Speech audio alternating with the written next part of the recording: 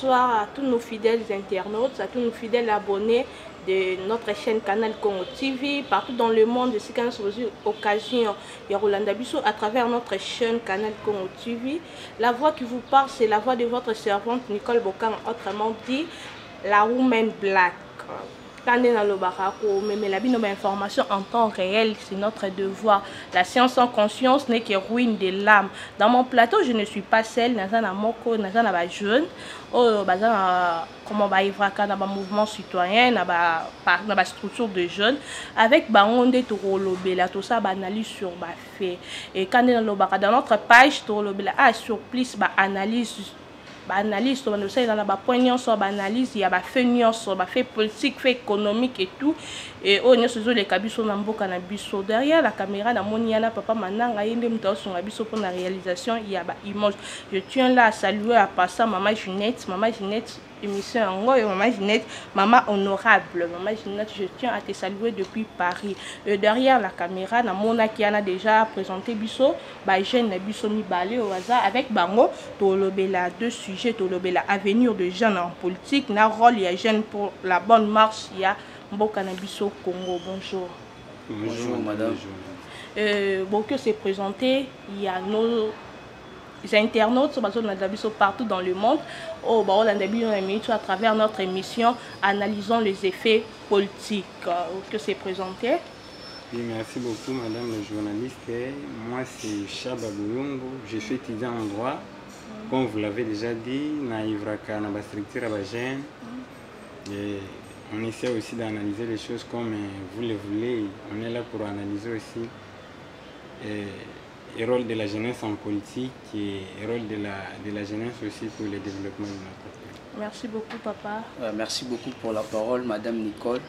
Moi je m'appelle Franklin Mawete, je suis étudiant en droit également et je suis ici, je dirais en casquette de mandataire des jeunes, c'est-à-dire quelqu'un qui est venu porter haut et fort le nom et les comptes des jeunes congolais, c'est-à-dire ces jeunes-là qui sont conscients, qui sont épris des talents, qui dressent ces soucis de l'avenir de ces pays et qui veulent faire la politique autrement. Donc c'est un peu ça. Ok, merci beaucoup. Par rapport à la situation politique, étant comme jeune, bon, analysant maître Chada, maître parce que vous êtes juriste en formation. Oui, je ne sais pas, la question c'est... Étant comme la situation politique et les Kanambo Cannabis, comment vous analysez l'avenir de la jeunesse ou les lobby? Oui, l'avenir de notre jeunesse, madame, je dirais que la jeunesse de notre pays est un peu déterminée, mais le mal est que la détermination de cette jeunesse est dépourvue par la volonté politique. Nous ne sommes pas aidés par les acteurs politiques de notre pays. Beaucoup de jeunes veulent que le pays avance dans le bon sens, mais sauf que la politique de notre pays ne nous permet pas d'exprimer notre talent. La politique de notre pays ne nous aide pas à exprimer ce que nous avons, la capacité dont nous avons d'apporter quelque chose pour le développement de notre pays. En commençant par notre jeunesse est dépourvue par la formation sur le plan scolaire, la jeunesse est mal formée. Ouais. Et bon, lorsqu'on compte développer un pays, il faut d'abord commencer à aider la jeunesse par la bonne formation au niveau scolaire. Alors, s'il faut bien analyser les choses, sur le plan scolaire, la jeunesse de notre pays ne trouve pas vraiment un endroit facile, il n'y a pas une bonne formation en général. Cela ne veut pas dire que nous bénéficions d'une bonne formation, non, nous tous nous bénéficions de la mauvaise formation. Avec la gratuité de l'enseignement, il n'y a pas une bonne formation. Bon, la gratuité de l'enseignement, bon, je ne sais pas comment on établit même le plan. Mais la gratuité de l'enseignement, je ne suis pas sûr que ça va nous aider encore beaucoup plus à avancer, vu que la mauvaise formation était même bien avant l'avènement de la gratuité. Et cela ne va pas nous permettre d'avancer plus. Merci papa. Franklin, à part que analyser l'avenir à la jeunesse par rapport à la vie politique ou la situation politique auto-vivre actuellement dans notre pays. Déjà, il faut savoir que le pays ne va pas bien. Le pays est détruit, la République tout entière est déglinguée par les autorités politiques. Et nous, jeunes, par conséquent, nous sommes déboussolés. En réalité, les jeunes, on est là dans le pays, mais depuis la nuit des temps d'ailleurs dans notre pays, les jeunes n'ont pas toujours eu une place de choix dans ces pays. Et pour ce faire, il faudrait nécessairement une révolution, c'est-à-dire une révolte rationnelle des jeunes pour que nous fassions sortir ces pays dans ces trous. Déjà, il faut savoir, s'il faut rappeler pour mémoire et de façon chronologique et tant d'autres, que l'avenir des jeunes dans ces pays n'a pas toujours été choyé par les autorités des pays. Si, comme je le disais tantôt, faire une analyse rétrospective et chronologique, depuis même l'époque coloniale, ou soit avant même l'époque coloniale, le jeune de l'époque, c'est-à-dire nos ancêtres, nos arrière-grands-parents, ont beaucoup souffert pour ces pays. Ils ont beaucoup souffert. D'ailleurs, à cette époque-là, il y avait la traite négrière. Ils étaient maltraités par les autorités. Ils devenaient des manchots. Donc, on les rendrait des manchots par le simple fait, par exemple, de n'avoir pas rempli un seau de caoutchouc. Donc, on leur coupait des bras, des jambes. S'il faut prendre l'époque coloniale, toujours dans cette même perspective, vous verrez que les jeunes n'ont pas toujours été les préférés même des colons, c'est-à-dire des prédateurs de l'époque. Les jeunes de cette époque-là ont vécu des vicissitudes, c'est-à-dire des souffrances aiguës. Et pour pallier, le même cas. Ouais, c'est ça. Mais pour pallier à cette époque-là, il y avait une révolution à l'époque déjà. Il y avait une révolution des jeunes. On a vu, entre autres, des mouvements religieux, des mouvements politiques révolutionnaires de l'époque. Les mouvements religieux, il y a eu le kimbanguisme avec Simo Kimbangu, il y a eu Joseph Maloula également pour le mouvement religieux, qui se sont éveillés pour crier haut et fort les injustices du pays. Les mouvements politiques également, il y a eu la Bako. Ce sont aussi des causes. Oui.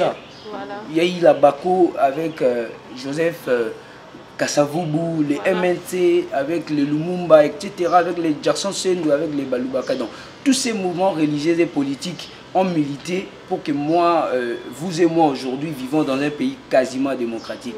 Donc, ce qu'il faut dire en grosso modo, il nous faudrait nécessairement une révolution, c'est-à-dire une révolte rationnelle des jeunes pour faire sortir ces pays dans cette crise qui gangrène longtemps les pays. Et tant qu'on jeune, comment vous réfléchir pour la situation en politique et donc nous il y a des gens partout depuis hier dans les difficultés déjà il y a il y a Koloba français qui nous suivent chaque jour en ligne pour permettre d'être bilingue. Parce que c'est partout dans le monde, voilà, à travers notre chaîne Canal Congo TV, étant les Mamouki Momba, déjà il y a des Congolais qui vivent à 20 ans et des difficultés, ce sont des cas où à chaque fois que tu aides on ça mon émission par rapport et aider biso vraiment ils ont ma bêté, j'espère que je suis devant ou soit à côté des juristes, vous voyez il faut comprendre un peu, je vois là Claudie depuis il y a assez comprendre, je suis à côté des juristes. Comment étant comme jeune, la part de bino, quels sont les efforts au niveau de peur que situation et salut de peur au lobby qui est situation pendant depuis l'époque coloniale et d'habiter pour nous avancer jeunesse jusqu'à présent pour vivre à Kakabaka. Bon, comment bino étant comme jeune, bozo penser de sorte que tout bimana de situation. Oui, merci madame la journaliste. Mais c'est un peu difficile parce que Mamounioso est déjà dans le chaos. La jeunesse peut penser comment on va créer son emboka. Mais cela demande aussi la volonté politique. Vu que la volonté politique est aussi la tête que les jeunes savent de sa idée en place, nulle part dans le monde on peut concevoir l'idée d'un développement sans pour autant penser la jeunesse. C'est d'abord la jeunesse qui aide un pays à avancer rapidement. Oui, l'idée qui est en avance. La politique est à la base de tout. C'est-à-dire que s'il faut même concevoir les idées pendant la crise, la politique doit nous aider d'abord. Dans le domaine ébélé, par exemple, il faut bien commencer à construire les écoles, à aider les élèves à apprendre bien la bonne formation et à partir de la formation à l'école primaire, tito maintenant secondaire, université, ça va nous aider avec le temps. Parce qu'on ne peut pas concevoir l'idée de la crise rapidement sans pour autant passer par la fondation. Il faut commencer par la fondation. Et la fondation de la formation, c'est à l'école primaire. C'est bien, le président conçoit l'idée de la gratuité et l'enseignement, c'est bien. Mais il faut que cette gratuité soit effective. Et puis cette gratuité, il dit enseignant dans l'école, là, il y a d'autres donc il faut battre inspecteur, voilà. Et cela va nous aider à commencer déjà à apprendre aux enfants dès l'enfance comment aider les pays, voilà. Comment tout ça jusqu'à ce qu'il y ait toute la crise. Politique, volonté politique, nous aider les jeunes. Les jeunes congolais, ils ont un talent. Mais ma bête qui est talent, n'a pas étouffé la volonté à la politique. Les politiciens ne nous aident pas à avancer. Il faut aider Bissot, ça peut avoir une chance d'exprimer talent, quelle que soit la fonction politique, tout comme dans la fonction publique. La jeunesse ne se retrouve même pas. S'il faut voir bien dans notre pays, je ne sais pas. La jeunesse, quand on parle de la jeunesse, d'après moi, je vois de l'âge à 20, de 18 ans, 30 ans, là, on parle de la jeunesse. 35 ans. Alors, si vous regardez dans le gouvernement, peut-être qu'on ne voit pas les gens de 30 à 25 ans. C'est un peu la particularité, ça c'est une province. Or, il faut d'abord commencer par le pouvoir central. Le pouvoir central doit organiser le gouvernement en jetant aussi un coup d'œil dans la jeunesse. Si on met un jeune dans le ministère tel, il va inspirer aussi les autres qui sont à la boue. Peut-être lui aussi, ces jeunes, va apporter quelque chose. Mais il y a aussi des jeunes qui travaillent dans l'institution à Mboka. Oui, mais ce total n'a 100% parfois. Na 100% de l'institution Mboka parfois. J'ai dit à l'expérience peut-être. Bon, l'expérience là, on n'acquiert pas l'expérience d'alinéa. Il faut d'abord commencer à travailler. Mais il faut retrouver d'abord le vieux au bazar sur terrain et puis apprendre les expériences et pas bavier. Est-ce que Bavio va favoriser la vie sur les toits à prendre le temps avant? C'est une question, oui, tu n'as pas comment tu trouves politique, à chaque fois, l'opération politique et d'autres bien, pays bien. Étant comme jeune, quelles sont ma propositions, ma piste et ni nous proposer gouvernement, que ça là pour évoluer certaines jeunesse. Déjà, il faut que nos gouvernants, c'est-à-dire nos autorités politiques, sachent que voilà. Les gènes sont dans un pays, c'est que le sang est dans les corps humains. Voilà. Donc tout ça, tout ça nécessaire dans le pays. Sans biso, peut-être que je venais de te dire ici, gène, il y a une époque où on a mis ça biso dans le joug colonial, surtout toujours indépendance, c'est grâce à ces gènes de l'époque.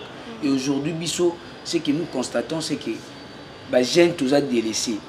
Aujourd'hui, on nous embauche, non pas pour peut-être que ma compétence n'a biso, mais plutôt on nous embauche pour nos appartenances ethniques, pour nos appartenances politiques, pour nos appartenances parfois religieuses. Ouais. Donc les lobes battent la biso ma compétence en guise de comparaison.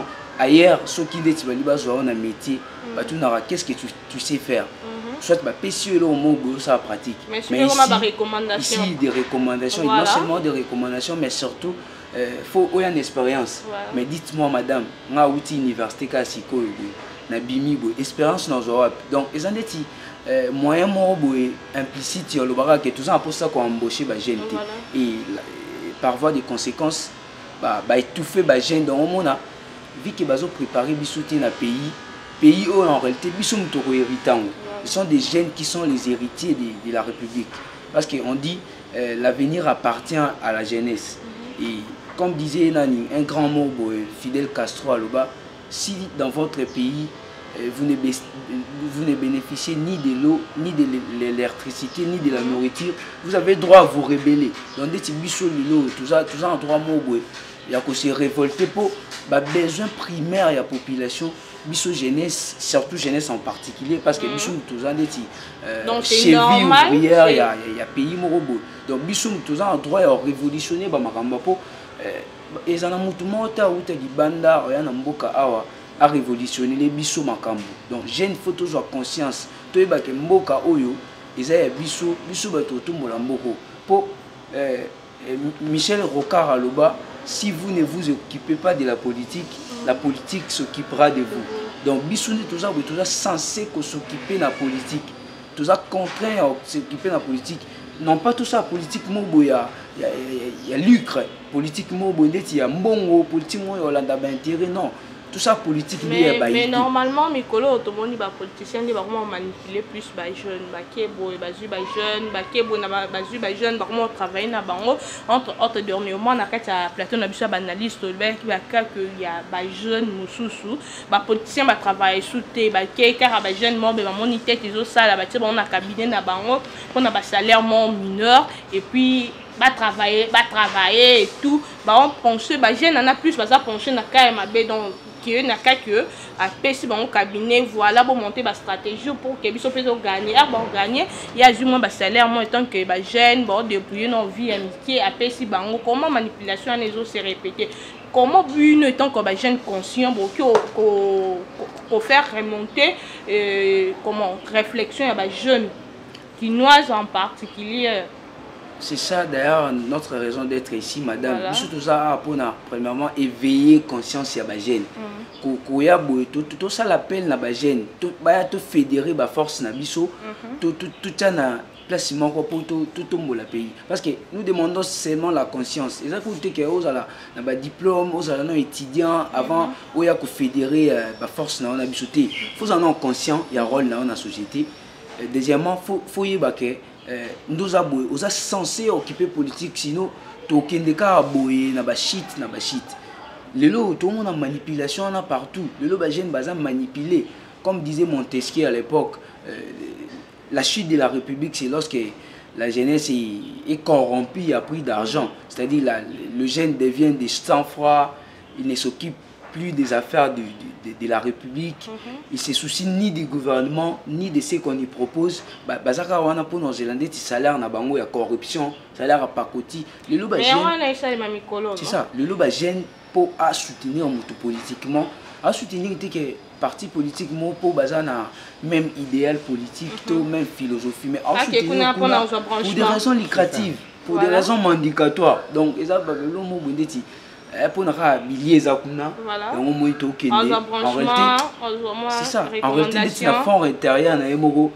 à soutenir vraiment la valeur on a été il y a parti politique on a mais vu que bazan ba avantage mobo à se rallier que tout ce que tous en pour ça ba jeune à bongo jeune aux on a pour ça la politique autrement jeune aux on a pour ça neti ou adhérer dans mouvement politique mobo lingate pour na ba mouvement politique wana nyonso ba valeur ils a vraiment ba merci ça légère mais ba discours binance beaucoup moyen en bino ba il y a ba structure il y a ba mouvement politique beaucoup moyen ba discours moi quoi à la fin bon peut ça bino poste moi dans institution moi un pays pour changer binance boké car dans le même sens c'est comme si et comment ba manière à batolu ka ba poste na pays on crée ba structure monde de jeunes et on crée ba bilo comment dans ba manière bino comment procéder en voilà non et comme il remarquable en fait, il faut déjà signaler que surtout dans la vision de faire politique, et ça c'est que se rallier dans le soutien la politique. Il y a des gens normaux, il y a des intellectuels au bazar pour ça marambo les kabazan ba poste. Mais oui, le problème on n'a pas qu'il y a des intellectuels. Vu que bazar minime. Baza étouffé par Batumusu sur ma bille. Ça débat mettre Chadao, n'a bien abino d'aba mettre parce que je sais que après cette année déjà bon là t'as des casquettes ça c'est pas un problème. Ça débat tu peux entrer soit au contribuer le comment par rapport à Makamto Loba. Oui, normalement les jeunes nabiso toujours lancer appel na jeune nyoso. Jeune nyoso a conscience parce qu'on dit la conscience de qui tu es te rend plus fort. Jeune il faut la conscience parce qu'avec cette normalement même ngana batunyo sona toujours la conscience mais maintenant toujours la musani mutunyo qui a conscience qui bouge pour que toi avancer parce qu'avec cet état de cause cet état de choses tu peux avancer la manière on dit la bon car ça appelle bona média bona tout le monde n'est pas toujours censé de faire la politique ko la mukango ezate qui a conscience seulement pour s'adhérer dans un parti politique ou faire la politique non. Mais maintenant, la muka aïe barol naï na kata société aïe importance naï comme jeune na kata pays na bisu. Je suis jeune, je dois faire quelque chose pour ce pays. Parce que ce pays nous a donné une chance d'abord. Un don de naître congolais, c'est d'abord moi je suis fier de ça. Mais on doit rendre cette fierté concrète. En revendiquant nos droits, on ne peut pas être complice d'une politique. Donc vous êtes d'accord que tout le monde a ce qu'on a le Parlement, qu'on a le Mabunda, on a vu opération donc vous êtes d'accord à ça? Vous êtes d'accord à ça en tant comme jeune? Non, en fait, éveil de conscience, ils ont vraiment un carcan. Certes, ils ont un peu élargi, ils ont un peu ambigu, mais ils ont beaucoup plus un carcan de tia. Jeune Baïba, voter utile, par exemple, Jeune Baïba, qu'on s'allie, peut-être que le mouvement politique, tout le parti politique qui a fantômeté, kasi on a tout le bâti, madame. Il y a polo. Il y a un éveillé conscience au Parlement, au branching. C'est ça, non? Il y a une possibilité, peut-être qu'il y a même haut et fort la voix de ces jeunes-là. Il y a un moniteur, tout le monde a éveillé conscience. L'éveil de conscience ou la mutation comportementale et mentale des jeunes est utile. Pourquoi? Pour jeunes membres sont déjà changer comportement. Attends, il y a un bon côté avant de défendre les valeurs. Et la défense des valeurs, il y a un besoin de tout. Donc, tout le monde a ça la politique pour l'émergence du pays. Pour peut-être que défendre la République. Il faut savoir aujourd'hui, madame, la République est enlaidie par les autorités politiques. Et la population tout entière en dette, il y a Congo. Nous sommes avilis. Donc, tout le monde est sans souci, pas d'autorité politique. Tout le monde est sur les tailles, il y a un bateau, place, il y a un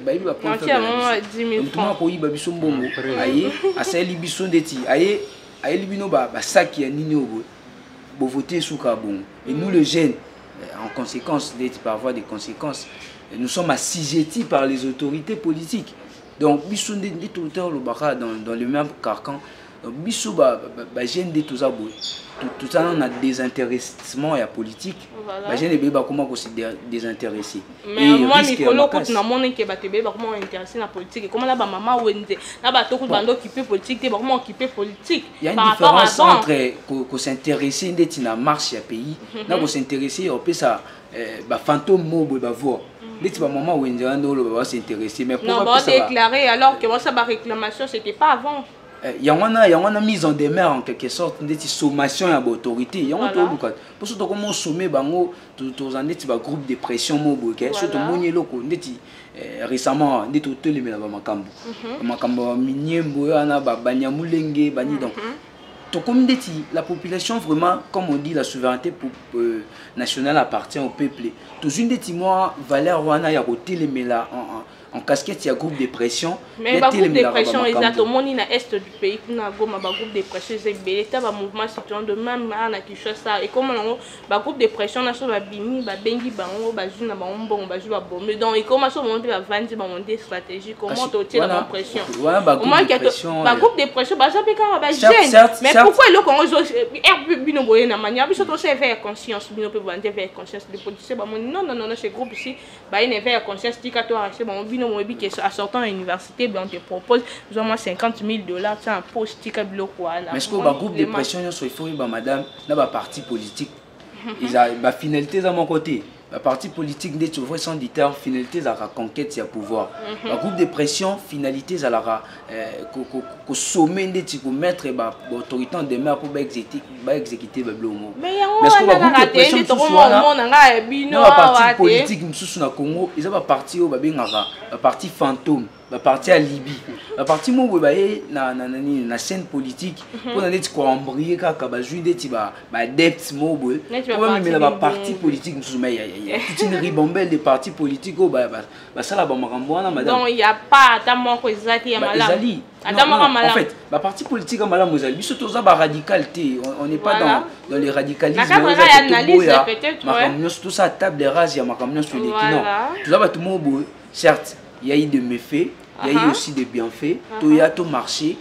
Il y a des malamu bazar na gouvernement na biso to na institution na biso o ba na posa mais si réellement bazali mais alors que ma maison marchait bien au moins lilala ya hôtel so tango place malala ebele o eza pola et on peut beba donc on peut parce que biso ba malala o yo peut dire azana que résister. mais à tout résister, ils ont la moindre. Bah, tu peux résister. Biso to ka ngote pourquoi? Parce que bah minoritaire en quelque sorte. Donc biso de tout ça boy, faut to yeba nous rôle la biso ba jeune surtout. Faut to yeba que avenir en beaucoup ils ont na maboko na biso. Donc biso faut to mi téléma dire ba congolais téléma jeunesse téléma avec pays où ils ont beaucoup. Sinon to se poser la question de savoir ceux qui se préparé. Quel genre d'héritier serons-nous dans ces pays? Et ceux qui vont continuer à vivre ce pays, quel genre d'héritage hériterons-nous? C'est ça aussi les grands problèmes. Il faut tout y avoir. Quel genre d'héritier serons-nous et quel genre d'héritage hériterons-nous? Donc c'est un peu ça. Ça passe, tout le monde chute, bah proposition ni obino que proposer na gouvernement ou soit na mona qui a bah ça là bah appel il y a bah bailleur de fonds ou bah ça va soutenir jeunesse. Quelles sont bah propositions étant comme jeune bon il faut rappeler na bah structure de jeunes ou bon que proposer gouvernement na battre sur Rolanda Bino bateau bah aux occasions Rolanda Bino bah proposition ni proposer pour na évolution et jeunesse na biso ta part na bino. Oui, la proposition de ça l'appel car on a l'autorité, bah mais sa jeunesse patience, bah ça la bonité parce que papa on a ça la politique depuis 1900 il va payer sa chance à couvrir dans l'institution politique. Comme projet, tant comme projet, proposition tant comme projet jeunesse. Gouvernement n'y s'engager déjà dans procédure il y a gratuité et enseignement, bah rendre gratuité on est dans les fêtes. Gratuité on peut les gâter dans la école, moi où ils avaient clôturé on a na batol na bani. Condition ya place mutazaleli et au sala pe que azala toujours à s'adapter à rythme et à conditions de vie on batongera batonga ba école dans sens normal pour commencer déjà à préparer l'avenir de notre pays parce que soit totali ba politique mususu batumsusu ba na kata politique na biso lelo ba benga la génération mo sacrifier on ne peut pas accepter ce terme on doit combattre c'est bon, il faut d'abord tout le ba valeur oui refléter jeunesse to ko mitigater non parce que ba benga so génération génération ils a quoi on dit quoi sacrifié tout mitiga peka na rythme on a que non biso le droit tout ça sacrifier on ne peut rien faire mais on doit faire quelque chose quand même s'il faut biso toujours avancer déjà tout qui est de côté à ma bé qui est tout étape à jeunesse mais on doit quand même se battre pour nos enfants pour nos petits au bazoé à gratuité et enseignement nous on n'a pas bénéficié de ça mais on doit lutter pour ces enfants au bazage qu'on a école primaire qui est gratuité on est dans l'effectif d'une manière normale ça appelle à la présidence. Tout ça l'appel à l'autorité à pays bah aider mais en même temps nos partenaires bah méga pour soutenir bah structure à jeunes nous sommes jeunes nous avons des talents pour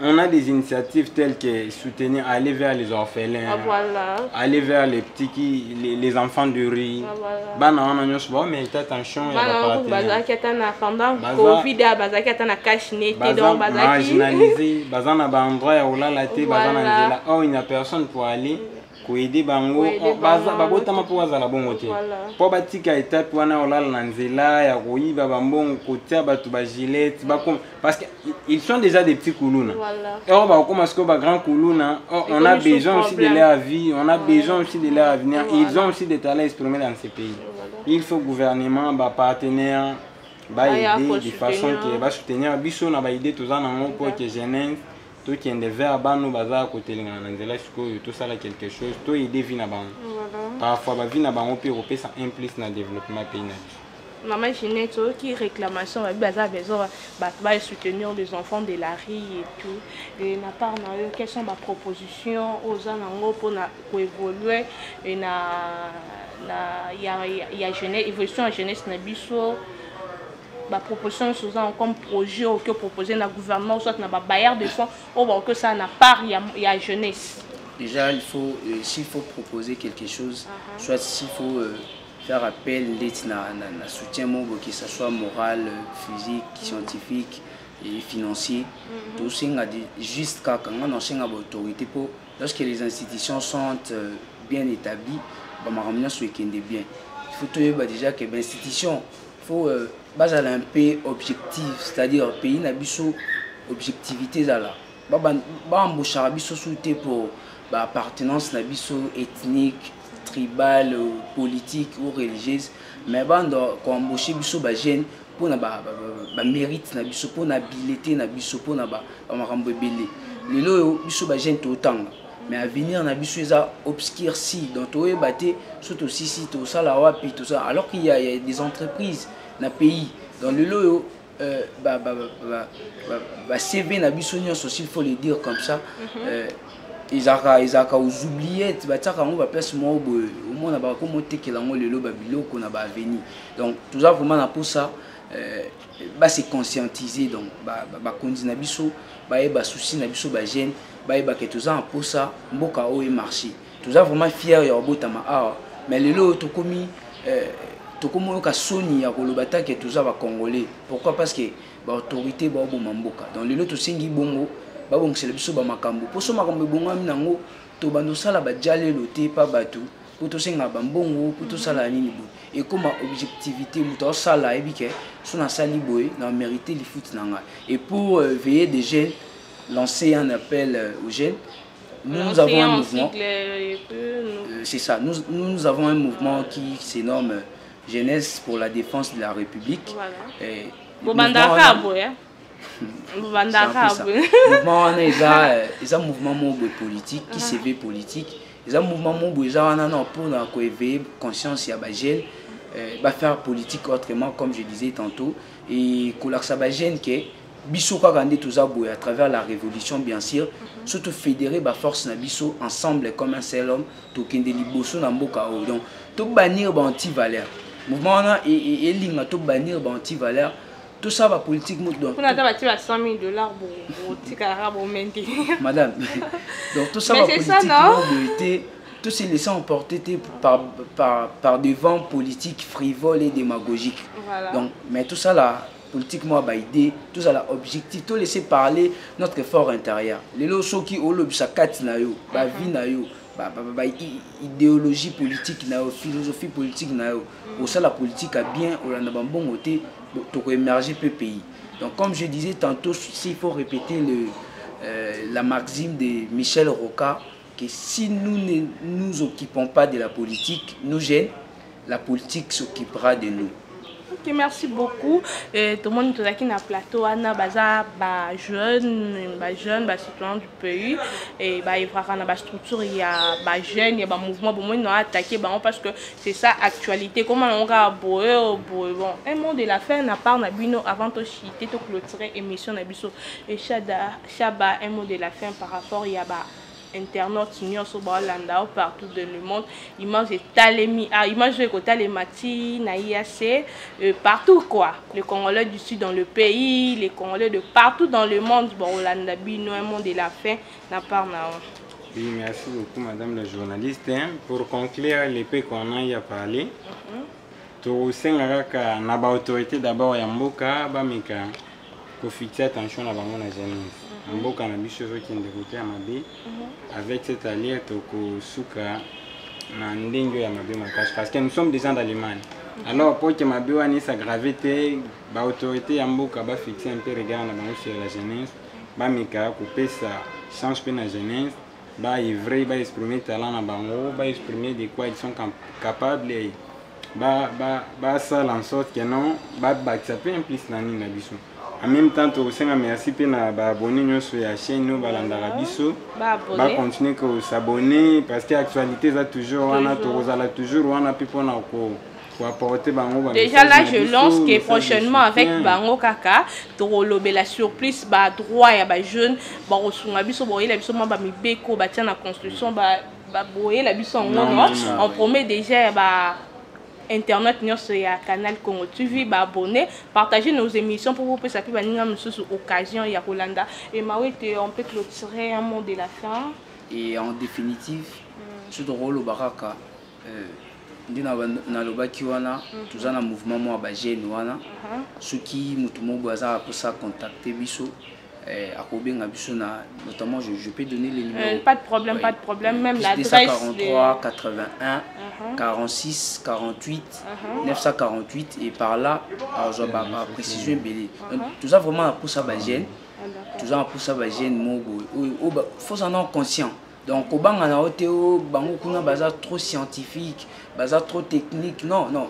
tozana conscient kaka ozana posa mboko ebonga oza mutu mobo o soutenir ba valeur oza versatile teke olandaka place ba mai chola so ndeni ndena lobaki kaka pe il y a des autorités qui sont bonnes au bas gouverner biso mais sauf que baza minoritaire yango ndem tu biso to ya wana to fédérer ba force to se rallier na bateau bazara na posa makambo etambola na mboka po lelo boko kamo bomoni biso likolo kuna bobi ke ba bande na se ba se rallier non to se rallier pe likolo mais na bateau bien c'est ça donc izaka te que classe nyonso baza wana baza bateau mo baza ba merci légèreté za bateau bien bazali donc to sengi ba jeune boya ebele donc tous ces soutenir biso ba jeune pour tout msamboka na biso oyo na libulu oyo ba kondi batiango. Merci beaucoup. Un mot de la fin. Monsieur Aboza le Kobaksa. Oui, nazara na pour lancer numéro na biso soki ba ko to biso na ba partenaire pour nous aider. Membre féminin voilà. Enfants de la rue, des orphelins, tout soutenir bango mutu mo ta sala choix qui a kufisa ba parents. Voilà.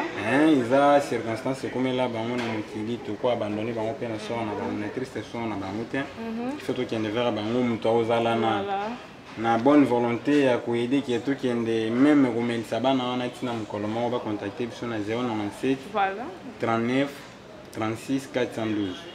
Merci beaucoup Nkobo Kita sur terrain caméra ya Canal Congo TV et communauté et ça a juste pour la diffusion ba image quant à moi il y a un mot encore il y a Baksa pour ba jeune bazanga mambolo baté pour clôturer ou soit je clôture.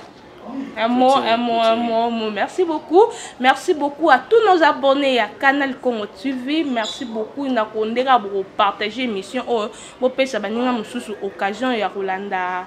Il y a actualité en temps réel. La voix qui vous parle, c'est la voix de votre servante, comme je dis toujours, Nicole Bokar, autrement dit NB, la super woman black. Et vous partagez l'émission derrière la caméra. Zaïti Wana Papa Nabiso Aida Kibiso. La réalisation, soit dans le montage, Luzolo Zalarana toujours présent. Et Tozalaki Ana na plateau Biso Morote, Tozaki na assistance, il y a Maître Merveille Kayolo. Il y a Zaki Ana juste pour nous assister Biso déjà là à la fin de l'émission. Tozé là-bas critique et ma remarque.